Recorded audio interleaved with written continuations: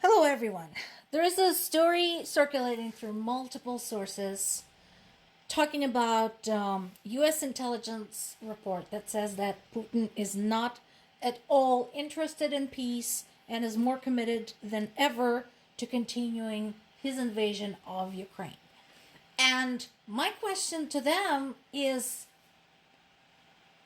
did you really need to have an intelligence report to find that out? I mean, I'm glad that we now have a document compiled by what I hope a highly qualified intelligence personnel that says that. But, we could have told you that. That was kind of obvious. We already knew that Russia was not interested in any kind of compromise. They were not even interested in a ceasefire because that would require for them to stop murdering Ukrainian civilians, and that did not serve their purpose because they're trying to terrorize people of Ukraine into surrendering. So, agreeing to a ceasefire would have put some kind of conditions on them, and they didn't want that. So, they didn't agree to it. And yes, we also know that Russia's losses at the Ukrainian front were astronomical. Their economy is in the toilet, but they don't care. Putin doesn't care. That was a known fact. So, again, I'm glad we now have something written up by some very smart people, but this was already obvious. So, yeah, there is a report. Yes, it confirmed what a lot of us covering the situation in Ukraine have been saying for years.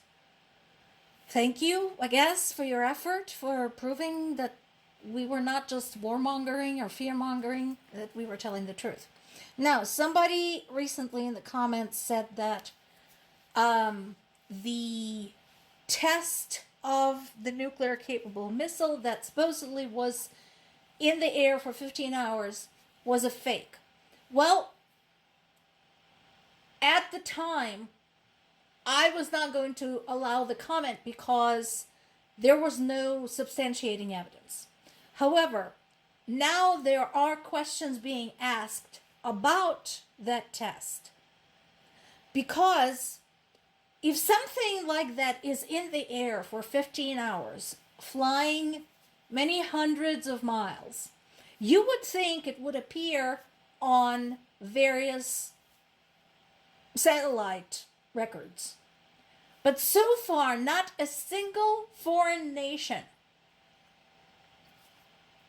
can confirm that they have any kind of visual of this test from their satellite. Not one. To which one of Russia's official military representatives said that, well, this missile is so cool that you can't see it. Which reminds me, of course, of Hans Christian Andersen's fairy tale, The Emperor's New Clothes, in which the charlatans who came up with the whole scheme said that if you can't see the emperor's new suit, it means you're stupid and unsuited for your place in the grand scheme of things.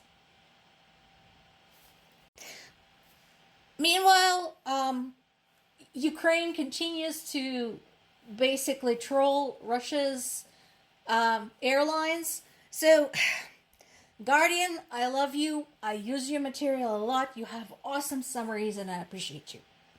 But I disagree with this headline. They describe this as Moscow being under drone siege for the third night running. Sweetie, that's not a siege. A siege is when people don't know where they're safe, whether it's, indoors or outdoors, where they know exactly where the load-bearing walls are at their home, because that's where they sit, next to those, during air raids. A siege is when everybody has an app on their phone that gives them a warning that something is flying in the direction of their home that is about to blow up. That's a siege. Compared to what people of Ukraine are experiencing, this shit is a minor inconvenience. But yes, there were some drones. They closed Moscow, Sheremetyevo, Domodedovo, and Zhukovsky airports. And again, I'm just fine with that because at this point I feel absolutely no compassion toward their inconvenience. Because my people in Ukraine are dying. My parents are not sleeping. My parents are both in their late 70s and they're both nervous wrecks. And they're not timid. My parents are some of the bravest people I've ever met in my life. And I'm not just saying that because they're my parents. But you know what? When you're being bombed day in, day out, it does show. So, you know what? People in Russia, you want your flights to go out on time? Talk to Kremlin. In addition, Ukraine continues targeted attacks using drones at enterprises that support Russian military. In this particular case, a large industrial complex in Stavropol region targeting a petrochemical and plastics plant. We're still dragging our feet on using Russia's frozen assets to help Ukraine. Again, folks, honestly, I don't know what to tell you. I'm frustrated with this too. I do not understand what's taking so long. You have a terrorist nation attacking your neighbor. You frozen some assets of that terrorist nation. Give it to the neighbor so that the neighbor can defend themselves. Should be pretty freaking straightforward. The bulk of the 200 billion euro money pool is in Belgium. And apparently Belgium is concerned about facing any kind of legal consequences alone. Sweetie, in order to press legal consequences against you, somebody from Russia would have to come over and complain. I don't think that's happening. You're going to be fine. Russia is expanding its conscription campaigns. So here's the thing. This is basically theater. So they had in the past seasonal conscription campaigns for the army.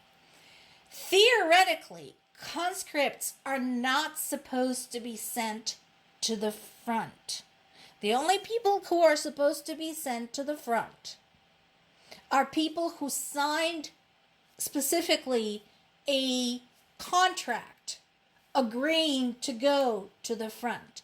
However, there have been numerous human rights organizations and individuals who pointed out that many have been coerced into signing the contracts as the volunteers, even though technically they were just going through the basic army training.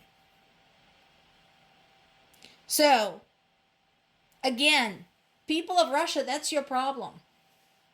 Only you can stop this.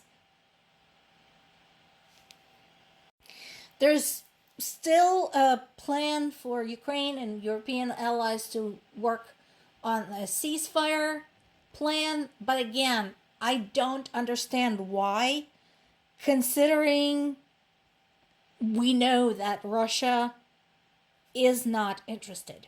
Meanwhile, now this is interesting. Ukraine plans to begin limited exports of weapons next month. This is the thing that I've been talking about, that people should start getting on Ukraine's weapons development bandwagon. And it looks like they are, and that's going to give Ukrainian economy a much needed shot in the arm. More to come.